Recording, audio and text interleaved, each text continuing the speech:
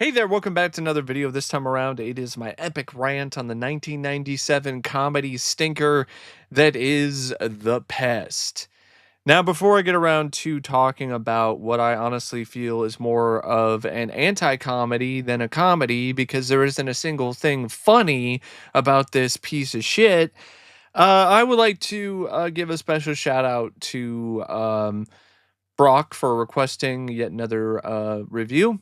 And if there's another film, TV show, or topic that you would like to see me discuss in the future, feel free to donate to either my PayPal or to my Patreon. The link to both is in the video description down below, and I'll try to get to your request as soon as I possibly can. Now, The Pest is, in my opinion, one of the worst films in the 90s. And that's saying a lot, especially when it comes to 1997. This is a year that had a lot of bad movies. This is a year of Batman and Robin, and The Pest is worse. This is the year I think Mortal Kombat Annihilation also came out the same year. The Pest is worse. I mean, this is without a doubt one of the most jaw-droppingly unfunny and irritating films I have ever sat through. I hated every single fucking second of this movie. Now, it's directed by Paul Miller, who prior to directing this, which I think was his last feature film, and it might have been his only feature film that he directed a lot of sketch comedy shows. He directed a ton of different episodes of SNL, Mad TV, and Living Color, as well as John Leguizamo's short-lived sketch comedy show, House of Buggin'. Now, there's a lot of connections with this, with House of Buggin'.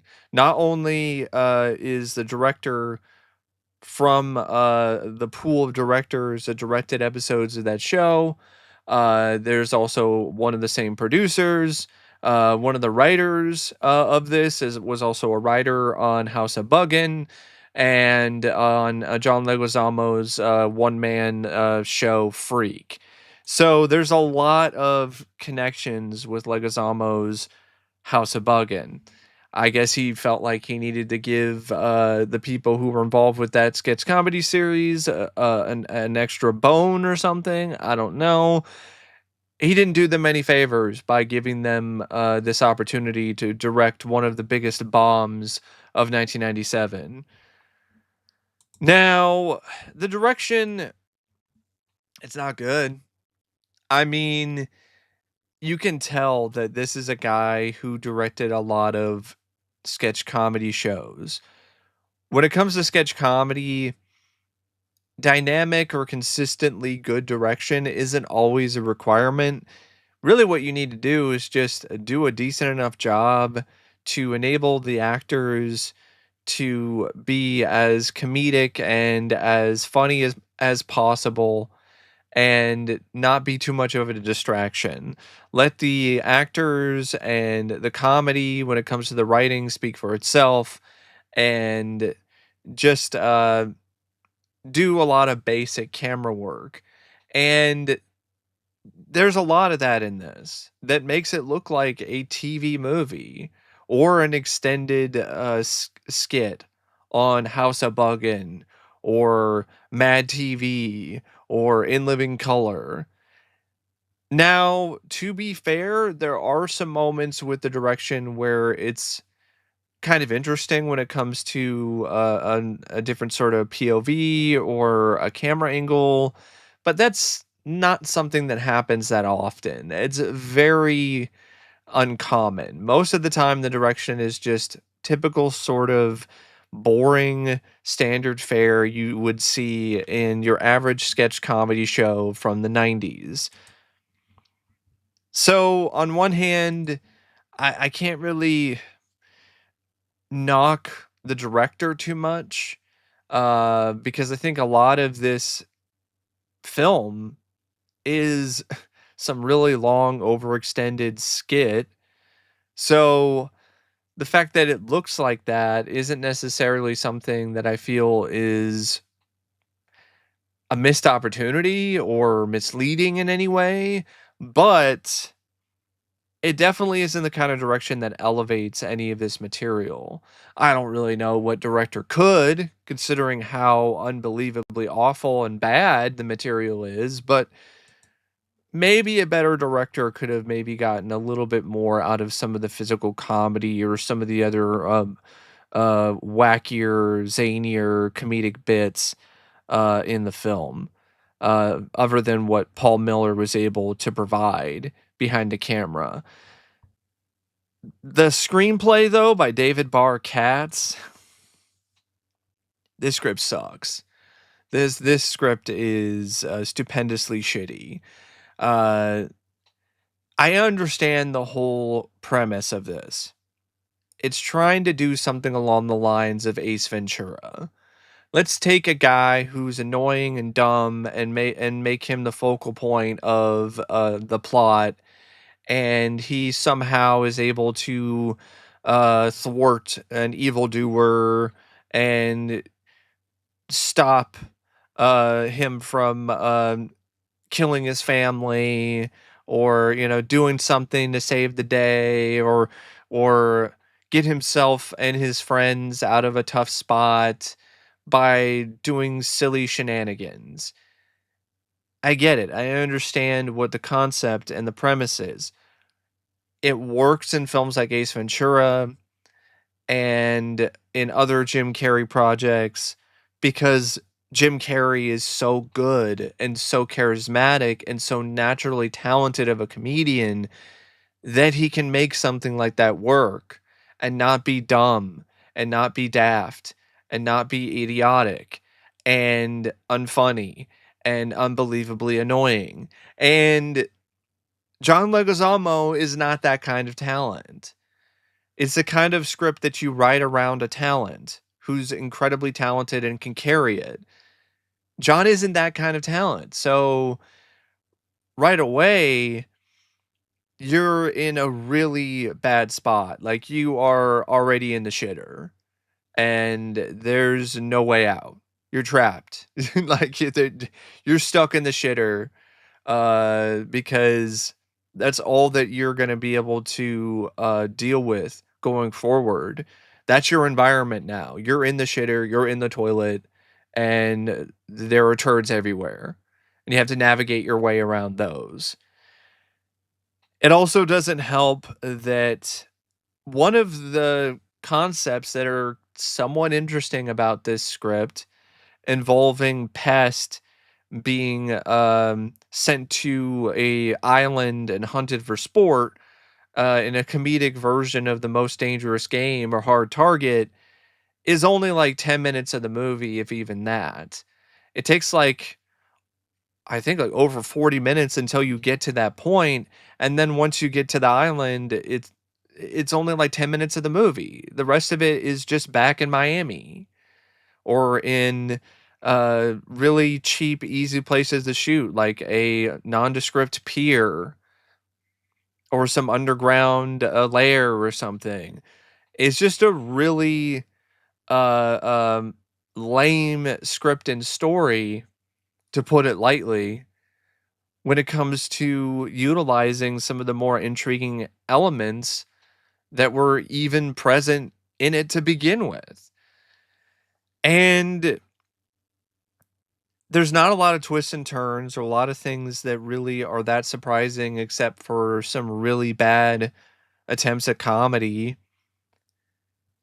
And it's also one of those scripts that just assumes that the audience is going to tolerate or like the lead character in Pestario just because he's endearing. There's nothing endearing about him, though. He's an annoying little twat. Like, he's so irritating and obnoxious, and not in a fun way. And he's not a good character either. He's like questionably racist for some reason. He's also really bad at everything. He's bad at being funny. He's bad at being a scam artist, which is supposed to be his thing. You never see him actually do any of these scams successfully. He always fails. So what is the point of having this guy be described as a master scammer, and he's just inept at scamming. Like, what? He has a girlfriend for some reason, but it doesn't make any sense. And they don't have any chemistry. There's no reason for them to be together. He's got a family, but it's a totally antagonistic relationship when it comes to him and his parents or his brother. Just another bit of unlikability to an already really unlikable script and story. The villain isn't fun. It's just one note and boring. Some rich German guy who just likes to hunt people for sport. He's got a son who's gay, and that's it. That's the bit. His son is gay. There's two guys who are friends with Pest who are just generic stereotypes in a different way. Uh they honestly seem like they're rejects from a rap music video. And I'm not just saying that because Aries Spears plays one of them, but like you just look at the way that they dress and the way that they act. Like it honestly looks like they're right from something like Malibu's Most Wanted with Jamie Kennedy. And a lot of the comedy, not a lot of it, all of the comedy falls so flat. It's not funny. It's more cringe inducing than anything else. I mean, there's a lot of lazy comedy in this too, which always just drives me up the fucking wall when it comes to comedies. The worst comedies just have the laziest gags and laziest jokes that are played throughout the script repeatedly as if they're supposed to be comic gold. And there's nothing that is remotely golden about these stale comic bits, uh, about racial stereotypes, about Asians, about African Americans, um, or just weird, silly nonsense like the Scottish Mafia. Oh, see, it's funny because it's the Scottish Mafia. There's no such thing as the Scottish Mafia. It's funny, right? Because they're all Scottish and they wear kilts and they have Scottish accents and they celebrate Sean Connery's birthday. And I'm like, this is just dumb. And so that's a lot of the comedy in this. It's just dumb and not funny and not clever and not witty at all. And of course, you also have fart jokes. I mean, definitely gonna have that.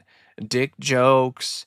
Just the lowest of the low when it comes to the material, which is fitting for such a low tier character in Pestario. I mean, you know you're in trouble when the beginning of the movie is just an unbelievably obnoxious, awful rap where Pistario is rapping while he's in his shower and doing all these shitty impressions and farting. Like you already know that you're in for a stupendous uh shitbag of a film when it starts that way. It also ends that way with an extended version of that scene. And like I said, the villain sucks, so there's not really that going for it either, where you have villains that you love to hate and you want to see them capture the pest himself. There's nothing that endearing or fun about him or funny. Uh the dialogue is for the most part really forgettable other than lines that you can use to insult a movie. You suck. I'd rather stick a red hot poker in my ear. It burns. It burns. Other than that, I don't remember a single line of dialogue from this fucking movie, other than those two particular lines, because those stood out to me because that's exactly how I felt about this film while I was watching it.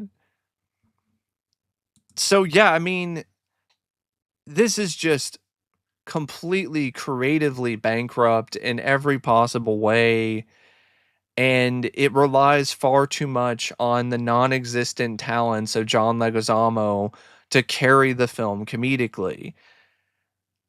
And that leads to the cast, which is headed by John Leguizamo, is Bestario, the Pest. I like John. I do. I think he's a talented actor. I think he's done a lot of great work throughout his career. Carlito's Way, Tu Wong Fu, Thanks for Everything, Julie Newmar, uh, a slew of other performances that he's done, even like smaller roles, like his role in the John Wick films, or even the bit part that he had in Executive Decision. Uh, I like John Leguizamo. I love him as Luigi in the Super Mario Brothers movie. I actually think he's a lot of fun in that. But John really sucked in this. He was pathetic. He was really atrocious. Uh he should have fired his agent or cut off whoever it was that thought that he was good enough to carry this movie because they lied to him. They really lied to him. He he just was not capable of it. And it really shows. He's mugging for the camera. He's trying way too fucking hard to be funny, and as a result, it's the complete and total opposite. He does bits that just come out of nowhere. Like all of a sudden his character has an annoying stutter at the end of like every sentence when he didn't have that before, but all of a sudden at some point in the movie now he's stuttering all the time. He does these impressions, but they're not really that good. He does all these disguises and stuff, but he's so obviously just this weirdo rando guy dressed in obvious wigs and obvious disguises, so there's no reason to ever buy him as a master of disguise. It's similar to what happened in Master of Disguise with Dana Garvey. And John just he just can't fucking cut it here. He just cuts the cheese and just stinks up the room in every single scene that he's in. This is easily the worst performance of his career. And the thing is, a year after this, he did Freak, which is a one-man show, one-man comedy show, and he's incredible in that. That is a really funny special, and it shows his talents. And he plays all these different characters. He plays his different family members. He plays friends of his. He plays himself, and it's a very energetic and genuinely funny and unique performance. So he can carry an entire one man show. That takes him an immense amount of talent to do. But it's not on display here at all. He's trying to be Jim Carrey, and he's no Jim Carrey, and it's painfully evident and obvious.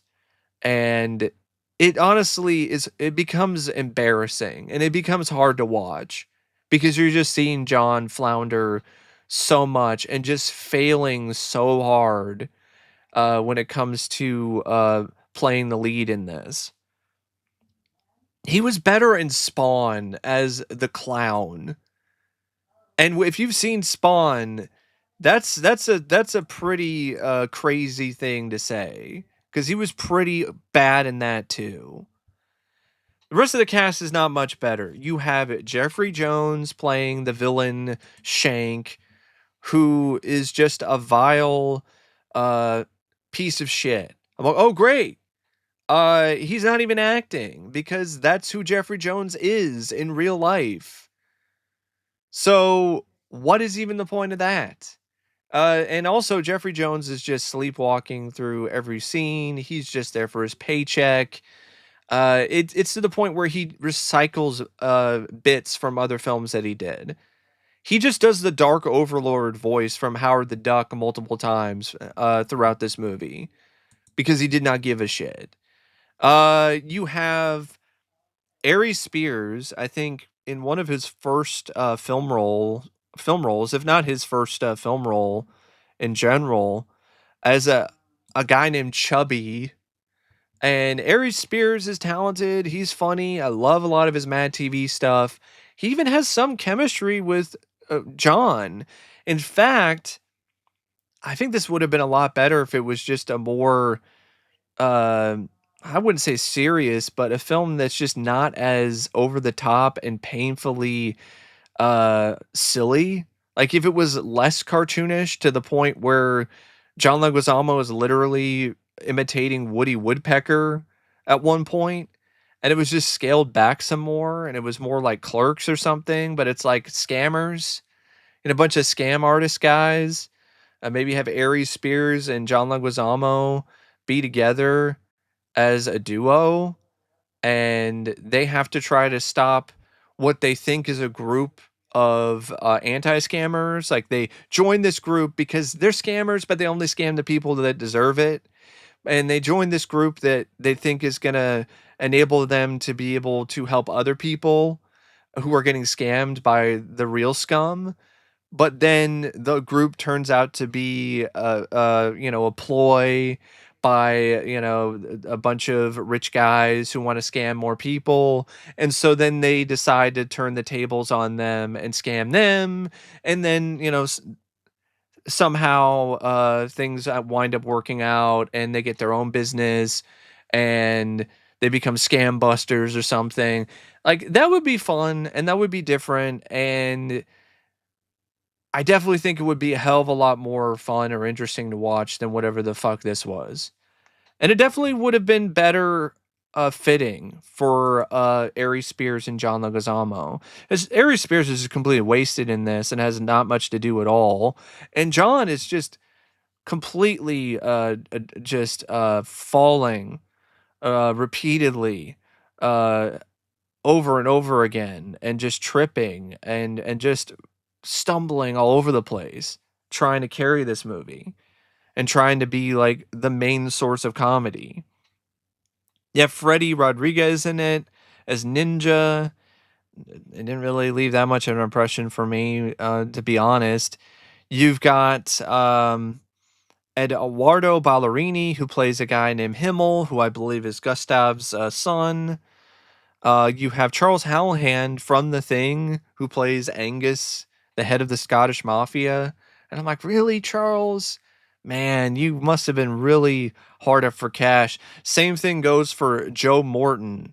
Yeah, Joe Morton is in this. He plays the dad of Pest's girlfriend, who I think her name is Xantha, which is what I don't know what kind of name is that, but okay, Xantha. Um, and that's played that actress is Tammy Townsend, who plays that character, and she was all right. But I mean, what can you do with this movie? I mean, there's an entire scene where, for some reason, Pest Pest has like a tracking device on his dick and it overheats and now his dick and balls are on fire. That's an actual scene in this. Or the scene before that when he shows up at the dinner for her and her parents because she wants him to meet her parents for dinner, and he shows up dressed like he's some kind of African American activist, like he's actually from Africa with a afro and a dashiki and all of that, and starts speaking like he's from Africa and doing the whole thing with the fist. Like, I mean, what can she really do with that except just try to get through the next scene so that she can fulfill her obligation so she can get paid and never think about this again. This is definitely a serious low point for pretty much everybody involved with this cast. There isn't a single person in this cast that makes any of this work or delivers a strong performance. Like Jeffrey Jones, as much of an asshole as the guy is, if he actually cares, he can deliver some fun performances. I don't like him as a person, but he's great in Ferris Bueller's Day Off. He's actually fun in Howard the Duck or Stay Tuned. He's definitely not fun here. You can have a bad movie and still make it somewhat kind of entertaining to watch if you at least have an actor who's playing the bad guy, who's delivering a fun scenery chewing performance. You don't get that with Jeffrey Jones in this. He's just there. Now, the film also features some cinematography by Roy H. Wagner, but I mean, it's not woefully inept, but it's not anything special either. The editing by Ross Albert and David Rawlins. I mean, this is a really choppy edited film, like almost to the point where it seems like maybe some stuff was cut out, and probably because there's so much shit that didn't work or made it even more slow paced than it already is. It's like an hour and 20 something minutes, and it feels like 3 hours and 20 something minutes because there's no reason to care about anything or anyone or remotely what happens. Like there's no reason to give a shit about anything. And so the film just has really slow pacing and is boring. And then you've got music by Kevin Kiner. You know, this is the same guy who went on to do the score for Star Wars The Clone Wars. And he did work for Walker, Texas Ranger and CSI Miami. Yeah. He also yeah, he did the score for Leprechaun. Um he did some additional music for Guardians of the Galaxy Volume 3. He did the music for Wing Commander. Yeah, he's done a lot of stuff. He worked on the Invisible Man TV show from back in the day with Vincent Ventresca. He did the music for The Real Adventures of Johnny Quest from the 90s. That was on, I forgot exactly what network it was actually on, but I used to watch the reruns of it all the time on Cartoon Network. See, I'd rather talk about other stuff right now than The Pest. Can you blame me? If you've seen The Pest, you would understand. So, yeah, I mean, the editing, it's not very good. The score, not very memorable, but I mean, what can you really do? The original songs, they're really not that catchy or that good either. What original songs that you do hear in the movie? So yeah, I mean, 85 minutes of pure pain, torture, and abysmal, unfunny comedy, and the most annoying lead character to ever disgrace the cinema screens. The Pest, yeah, he is a pest, but there's more to these kind of characters than them just being annoying. This is just the whole bit in Dumb and Dumber where Jim Carrey's character is just making the most annoying sound in the world, and that sound somehow morphed into an actual human being, and that's John Leguizamo in The Pest.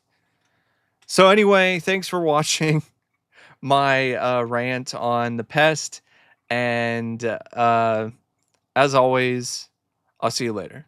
See ya.